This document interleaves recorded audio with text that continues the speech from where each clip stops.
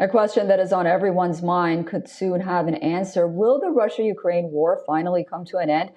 Ukrainian President Volodymyr Zelensky will arrive in Washington tonight ahead of a high-level meeting with President Donald Trump, one that can determine the very future of the prolonged war.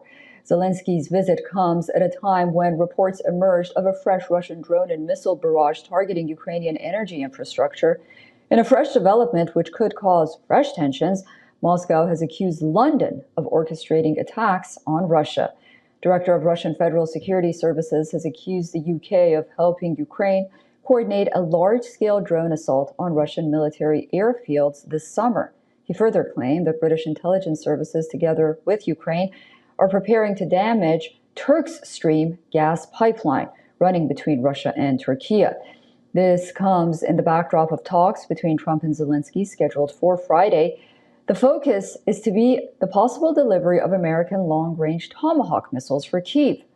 Moscow struck civilian and oil facilities in Kharkiv and Poltava regions in massive attacks carried out through last night. At least 4 people are believed to be injured. Ukrainian President Volodymyr Zelensky says that Russia used over 300 strike drones and 37 missiles, including ballistic ones, against Ukraine, leading to fire outbreaks in several districts. The strikes reportedly began with MiG-31 bombers taking off from multiple Russian airfields.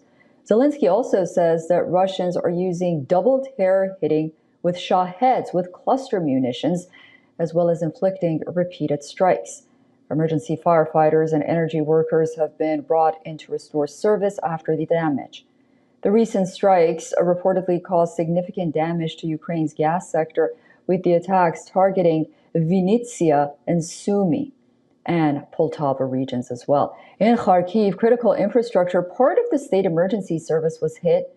In a statement, CEO of Ukraine's Naftogaz, the largest national oil and gas company of Ukraine, says that this is the 6th massive attack on gas facilities since the beginning of October. He also says that Ukraine will have to cover gas production losses through imports, as the attacks have crippled domestic gas production.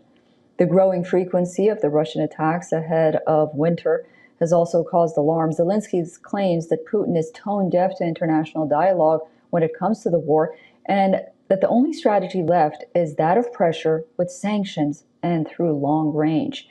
He has urged the United States, Europe, and all partners for strong discussions.